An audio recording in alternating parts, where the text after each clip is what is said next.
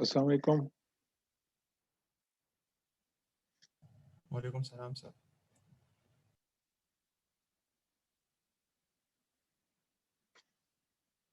Okay, so welcome to the class of microwave engineering.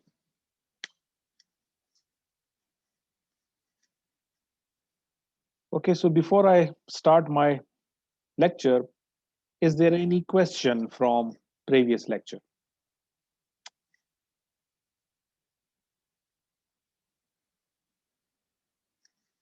Any No, sir. question from previous lecture?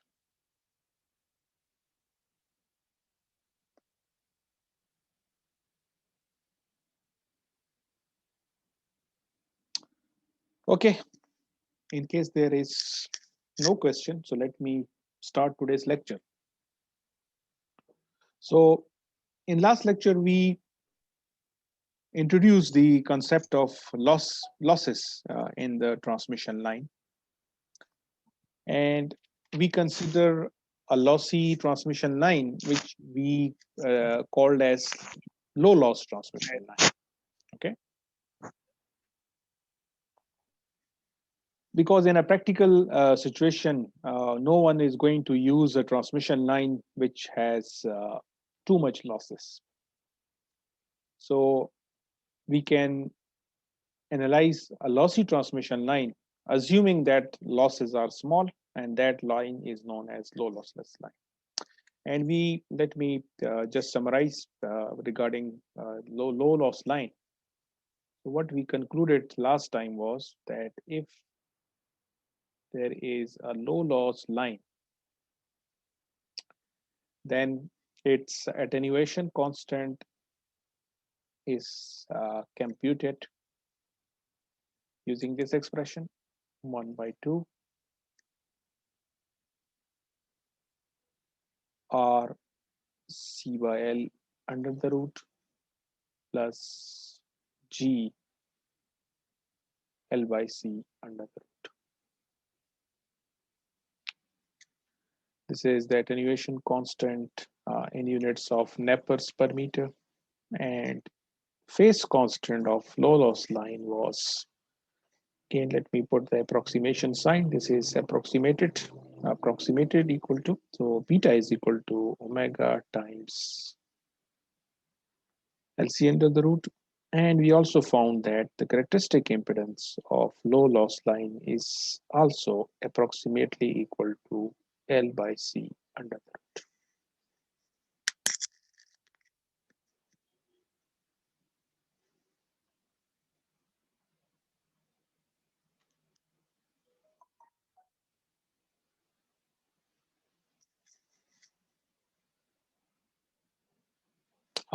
In comparison to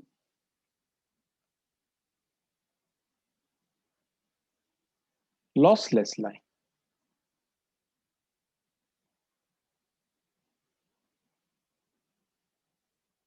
attenuation constant is exactly 0. Phase cons is exactly equal to omega LC under the root. And characteristic impedance is exactly equal to L by C under the root. So if you compare low loss line with a lossless line, it is obvious that the phase constant of low loss line is approximately equal to the whatever is the phase constant of lossless line. And characteristic impedance of lossless line, which is exactly L by C under root, but for low loss line, we can also use the same equation for Z naught as well. But the major difference is for a lossless line, attenuation constant is 0. There are no losses on a lossless line, which is an ideal line. But for a practical low loss line, attenuation constant will not be equal to 0. It will be equal to this expression. So depending upon how much is the resistance per unit length, capacitance per unit length, inductance per unit length, and conductance per unit length, you will get some finite value out of this expression. And that will be the attenuation of that line. Now, there is a related concept of distortionless line. So let me introduce this term as well. Distortionless transmission line.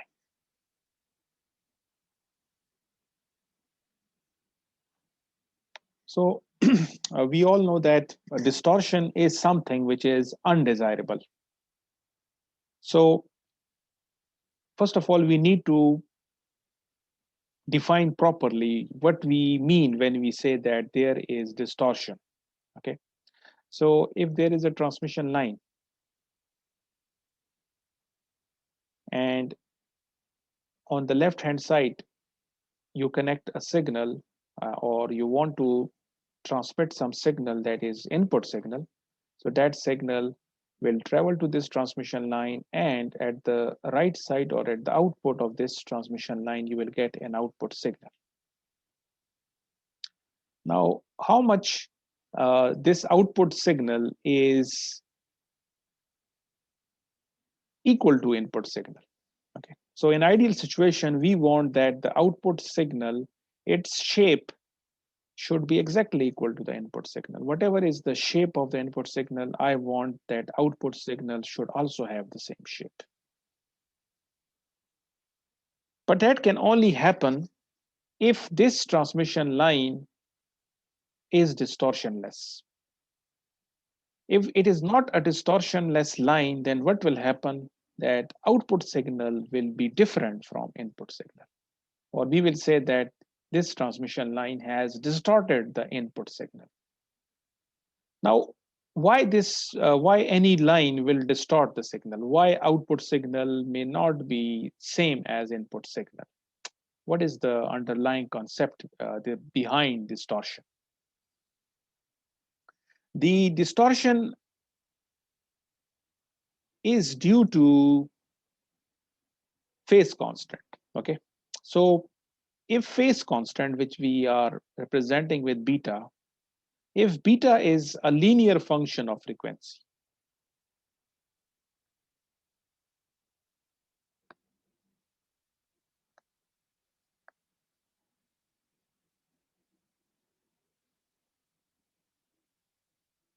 then there will be no distortion.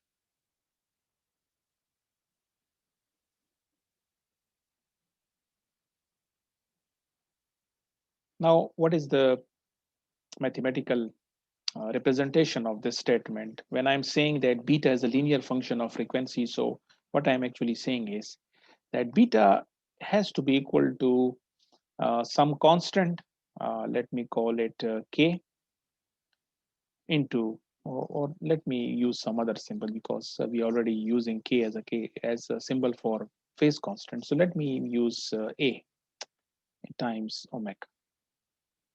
So what is this a? A is some constant. So when I say beta is a linear function of frequency, this is what I mean. So beta is directly proportional to omega. If transmission line phase constant, if it fulfill this criteria, then it will be a distortionless line. So it means if there is a if the output signal is distorted, then the transmission line is not fulfilling this criteria.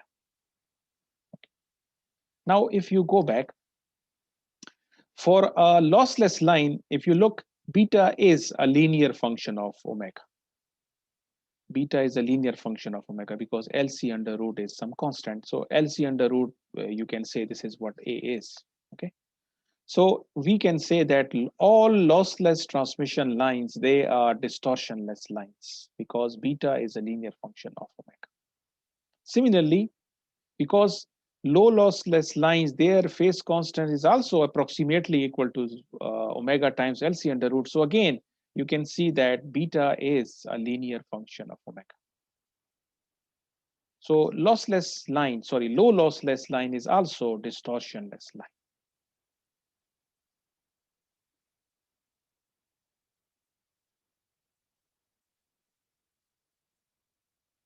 But if you remember, the general lossy line,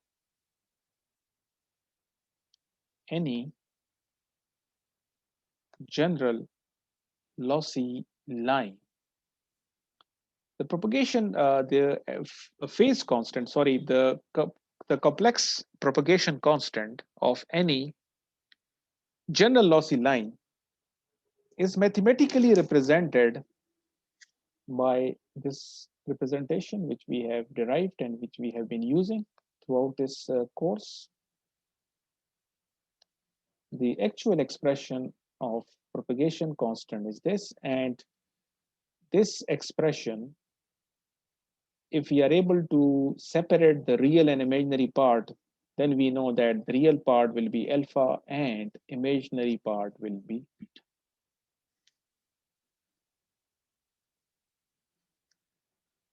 So in this case, if you simplify this so that you can get alpha and beta, you will find out that beta will not be a linear function of frequency. So let me write it down. In this case,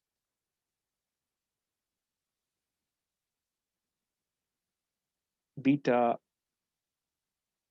will not be a linear function of omega.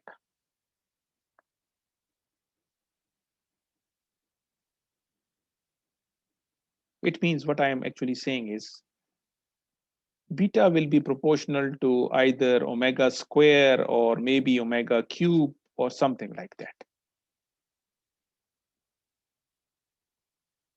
So it means general lossy line, because beta is not a linear function of omega, as a result, it will be distorted line. Or I will call it not distorted. Let me use some more technical term. So what I'm saying is this line will introduce distortion in the output signal.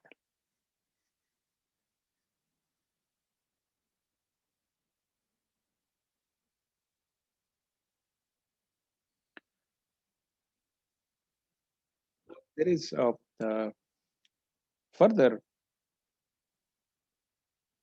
explanation of distortion. So why, if beta is a linear function of omega, there will be no distortion? And when beta is not a linear function of omega, then there will be distortion. So I can relate this distortion idea to phase velocity. If you remember phase velocity, which we derived, and we found that phase velocity on a transmission line is always equal to omega times omega divided by beta.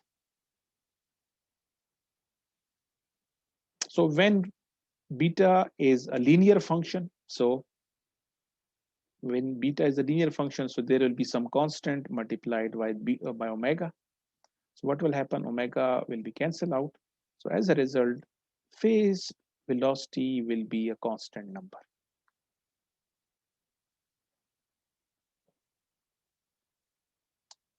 So what type of behavior distortionless line will show? On a distortionless line, the phase velocity will always be equal to some constant. So irrespective, it doesn't matter what is the frequency of this signal. Any frequency signal, when it travels through this line, its phase velocity will be same. So it means if whenever we talk about some signal, so actually this signal is not just one frequency signal, it is some kind of a wide band or broadband signal. So it consists of number of frequency. It consists of number of frequencies.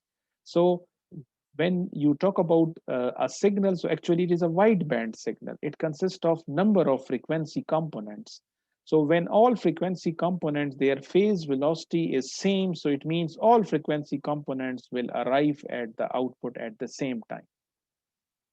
And that is the reason we get this no distortion behavior.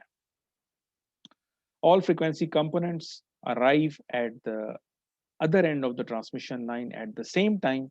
So as a result, there is no distortion. But when beta is not a linear function of omega, so you can clearly see if beta is, if let's assume that beta is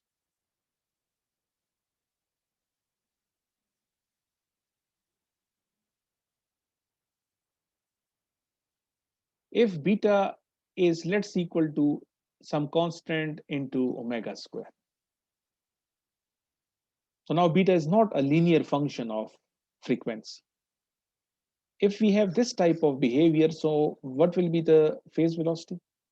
Omega times beta, and then omega divided by a times omega square. So this will cancel out. So you can see Vp is equal to 1 over a omega. So now you can see we cannot say that phase velocity is constant. Phase velocity is now dependent on omega. So if omega changes, phase velocity will change. So for a wideband signal, which consists of number of frequencies, so each frequency component will travel with a different phase velocity. As a result, it will appear at the output at different times. So what will happen to this wideband signal when it travels through this line? If this is if this is a distortionless, if it is not a distortionless line, so what will happen? Different frequency components will appear. They will reach at the other end of the transmission line at different times. So as a result, we will have distortion.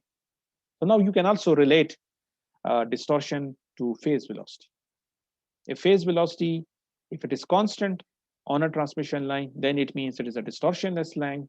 And if the phase velocity is a function of frequency, then it means the transmission line will not be distortionless line.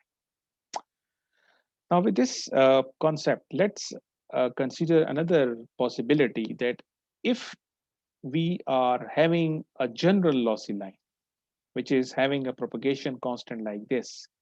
So in this situation, beta will not be a linear function of frequency. But there is one possibility: if we design our general lossy line in such a manner that it's fulfill this criteria. So let me use the criteria. If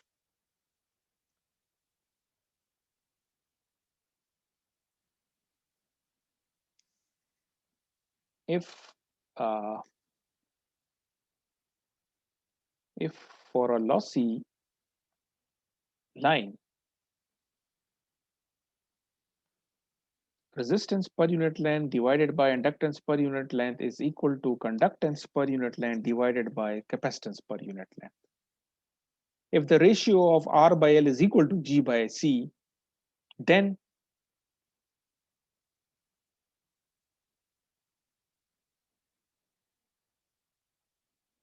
we get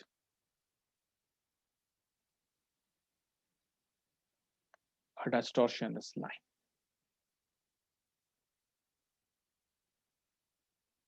So let's verify this condition. What will be the effect of this on phase constant? Because right now we have related the distortionless line to this condition. Which condition? This one. If beta is a linear function of frequency, then there will be no distortion. And no distortion means distortionless line. So let's find out with this propagation constant, if we can prove that under this condition, beta is a linear function of frequency, then it will mean that we are having a distortionless line. Okay, so let me prove this. So propagation constant for a lossy line is equal to this. I can rearrange this equation by let's say taking j omega L as constant from this term and then j omega C as common from this one. So what you will get? So propagation constant will be equal to j omega L 1 plus R divided by j omega L j omega C 1 plus G divided by j omega C whole under the. So this is the same expression, but I'm just rearranging it by taking this term as common and by taking this term as common. So you will get this thing.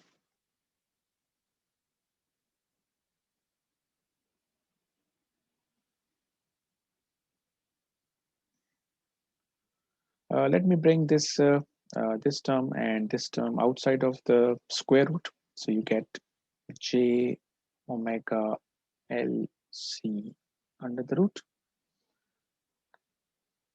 And inside the under root, you will get this thing. So this is L.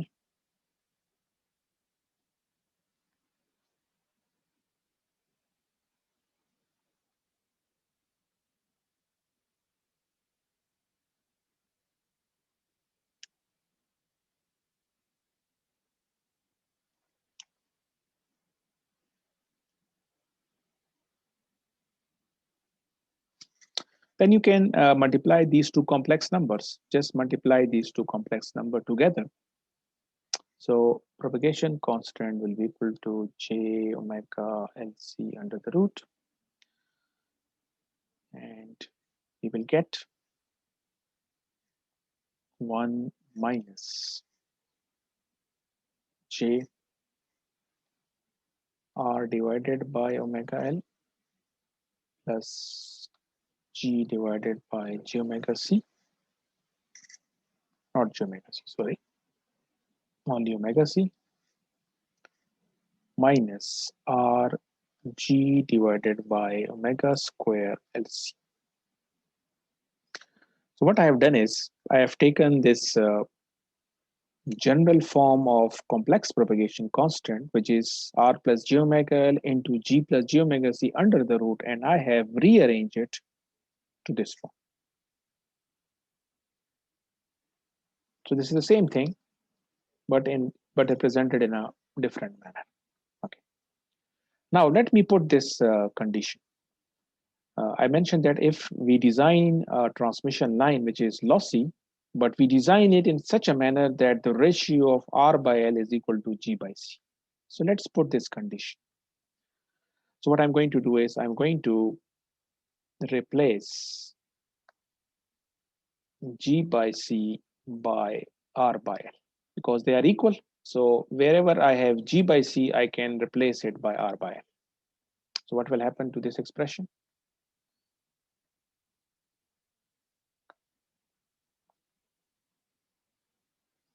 So this G by C then becomes R by L. So you get 2 times R divided by omega L. Similarly, in place of G by C, you put R by L. So you get minus R square divided by omega square L square under the root.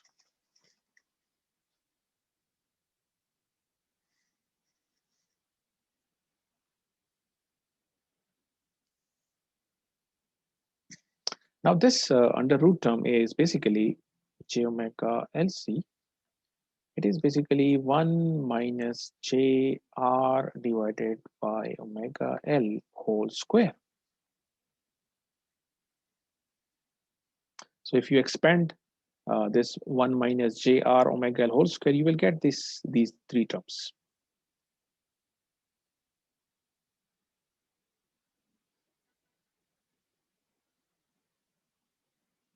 So this under root and this square will cancel out. So we get simply j omega LC under the root into 1 minus j R divided by omega.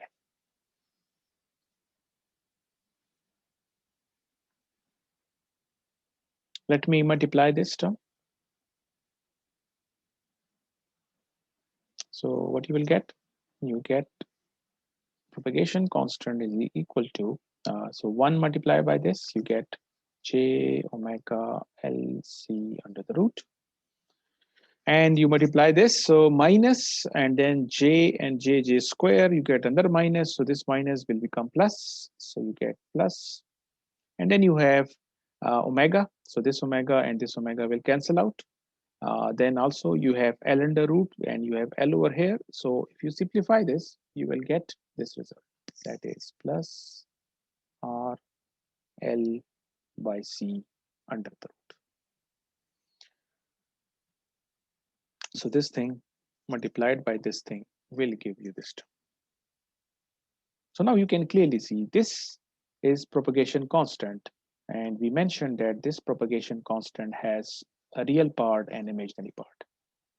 And based on this simplification, what we know, this thing, j times this thing, this is beta. So this something is beta.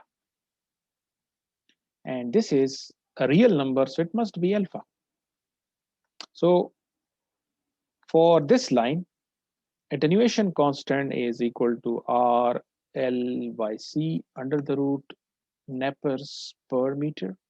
And its phase constant is omega LC under the root. And you can clearly see beta is a linear function of omega. Therefore, this transmission line is going to act as a distortionless line. And this is what I started with.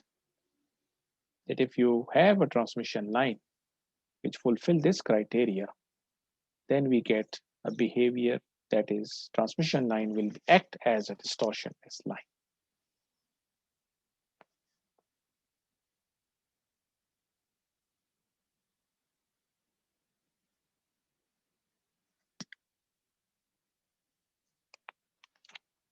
Now, once we have introduced a lossy behavior of transmission line, let's talk about the effect of termination. So now we are going to talk about the same idea when we use lossless line and we terminate it with a load. So depending upon whether load is matched to the line or whether it is not matched to the line, we get different behavior. So let's consider the same situation for a lossy line. So now I'm going to talk about the terminated lossy line. So now when I will draw a symbol of transmission line like this, and I will again assume that it is placed along an axis, and in our case, this axis will be Z as before, and we will connect. So this is a lossy transmission line. So now I will represent this transmission line by representing its characteristic impedance Z0. I'm also going to represent that it is having alpha as well as beta. So whenever you draw a symbol for a transmission line like this by representing alpha as well, so this directly means that you are talking about a lossy line. And now we are interested in finding out the voltage as a function of position and current as a function of position on this transmission line when it is terminated with some arbitrary load, ZL. As before, the load, we will assume that the point at which load is connected, the value of Z is 0. And if transmission line length is, let's say L, small l is the symbol that I'm using for representing the length of the transmission line. So at this point, which is kind of an input, so at this position, we know that Z will be equal to minus L. And this is the point at which we will connect our source or generator. So how much in impedance will be there, we will represent it with Zn. Now, what will be the expression for current and what will be the expression for voltages and current? So we already derived this concept before. So voltage is going to be represented like this. b naught plus, and now we are going to write down e power minus gamma z plus reflection coefficient at the load e plus gamma z. So when we solve wave equation for a lossy transmission line, in that particular topic, we derive that voltage as a function of position will be according to this expression. And now, if you compare it with a lossless line, so in case of lossless line, in place of this term, we used to have e power minus j beta z, and we used to have e plus j beta z. But now, because transmission line is lossy, so we cannot use simply beta, because now we also need to include alpha as well. So alpha and beta means we have gamma. And this term is representing, as before, the forward wave, the wave or signal that is traveling towards the load. And this term is representing a wave or signal that is traveling in this direction towards the generator. And similarly, current expression is V naught plus divided by Z naught e power minus gamma Z minus gamma e plus gamma Z. Correct this symbol.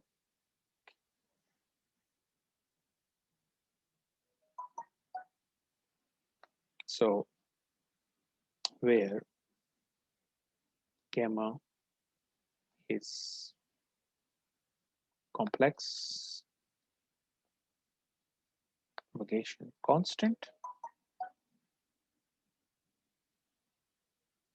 equal to alpha plus j beta, and this gamma is voltage reflection coefficient at load position.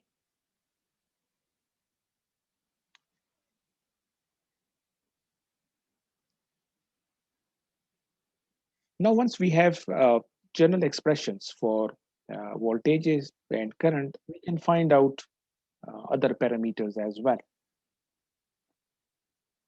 So this reflection coefficient, and I have already defined it when you just use this symbol.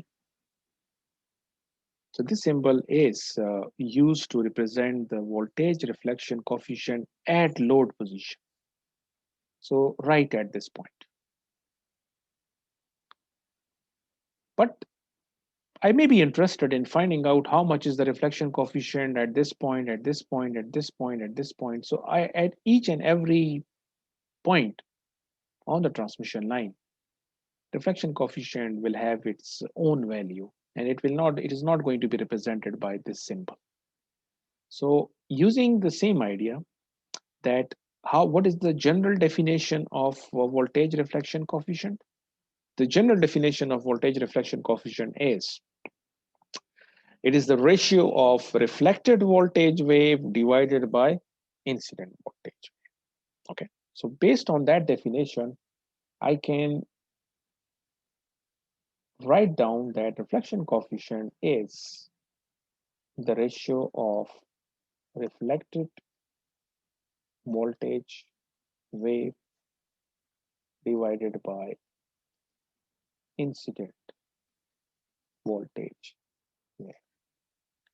And mathematically, reflected voltage wave is represented by V naught minus E plus gamma z divided by incident voltage wave, which is represented by V naught plus E power minus gamma z. So this is clearly telling us that this propagation constant, it is function of z.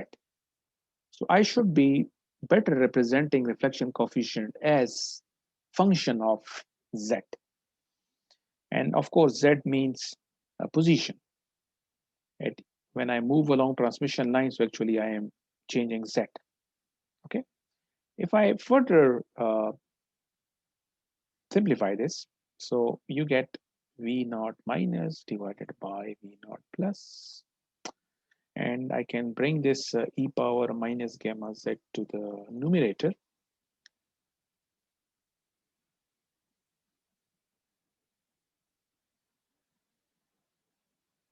So it becomes e power plus 2 gamma z. So this is the general representation of voltage reflection coefficient as a function of z. Okay. Now with this general expression, now I can come back and I can find out if I'm interested in finding out the reflection coefficient at this position, where we have connected our load. So at this position means z is equal to 0. So let me put z equal to 0 over here. So at z equal to 0, this reflection coefficient will be simply equal to v naught minus divided by v naught plus.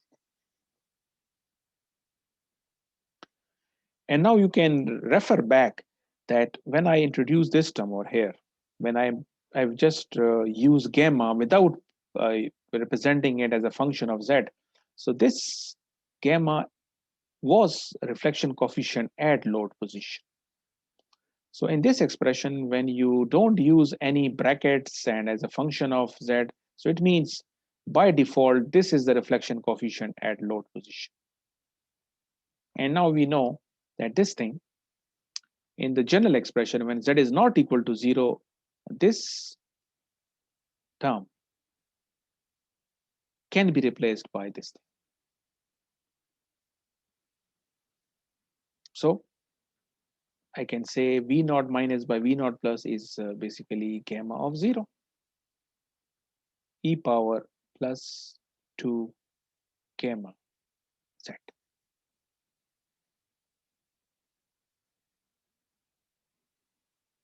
And using the standard nomenclature, I will say gamma z is equal to gamma e power plus 2 gamma z. Because as I mentioned before, just writing gamma means I'm talking about this thing. Let's continue this discussion in the next session. So this is the result.